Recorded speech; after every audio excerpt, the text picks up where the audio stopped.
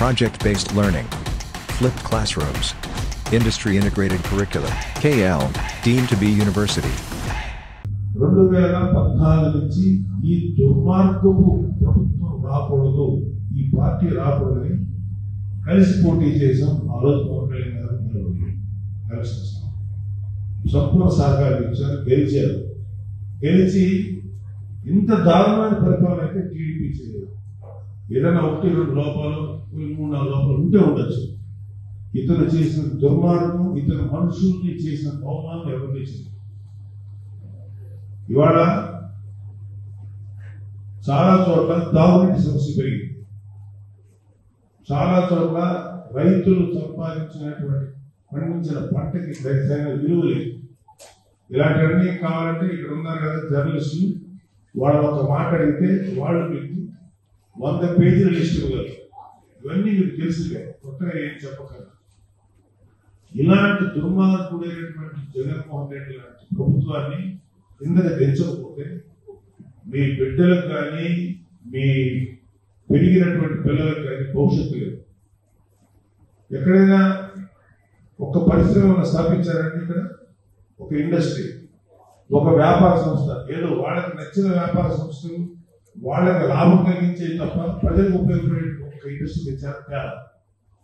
ఇవాళ చెప్తున్నారు, ఇవాళ చాలా మంది పెద్దవాళ్ళు ఉన్నారు, మీ యంగ్స్టర్స్ ఉన్నారు, మీకు ఉద్యోగం కావాలి కదా.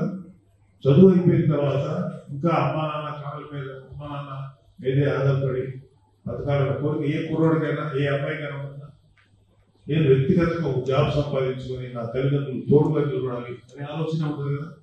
వాళ్ళకి ఉద్యోగాలు, నో ఎంప్లాయ్మెంట్. ఎస్పెషల్లీ ఎటువంటి అడ్వాంటేజ్ లేని వాళ్ళు, మధ్య తరగతి కుటుంబీకులు, మధ్య తరగతి వాళ్ళు మరీ దారుణంగా నలిగిపోతారు. మధ్య తరగతికి నిర్లక్ష్యం చేసిన దారుణంగా ఏ ప్రభుత్వమైనా మధ్య తరగతి వాళ్ళని నిర్లక్ష్యం చేస్తుంది. మధ్య తరగతి వాళ్ళు మేలుకోవాలి. ఎందుకంటే మధ్య తరగతి వాళ్ళకి అతి దారుణ కష్టాలు తెలుసు. ఏదో కొంచెం మిగతా బాగా ఆర్థికంగా చిక్కుకోవడం ఒక బెటర్ కండిషన్ ఉంటుంది. మీరందరూ మేలుకోవాల్సిందే. మధ్య తరగతి వాళ్ళు మేలుకొని ఈ జగన్మోహన్ రెడ్డి గారి గురించి చెప్పండి. ఇక్కడ మీకు గాడ్శెట్టి రాజా అనేవాడైనా మీకు that fellow is a criminal. That fellow is #1 criminal. ఏ పక్షాలని ఒక స్వచ్ఛమైన నాయకుడు విమర్శించేటువంటి #1 క్రిమినల్. అతను చేస్తున్నటువంటి క్రైమ్ ఏంటో మీ అందరికీ తెలుసు. నేను వెళ్ళిన తర్వాత అతని గురించి చెప్పండి.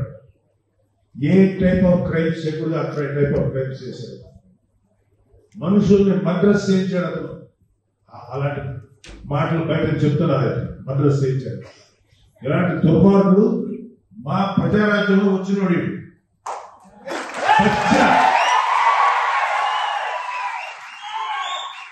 వాడికి గుండాయిజం ఉంది, నాకు రౌడీజం ఉంది. రారా, ఏం చేసుకుంటావు చేసుకో. తాట తీసి కాళ్ళు ఎరగొట్టి పొయ్యిలో పెడతాం. ఎందుకంటే ఈడొకరు ఇంకొంతమంది కలిసి పిఠాపురంకి వెళ్ళి పవన్ కళ్యాణ్ ఓడిస్తారు.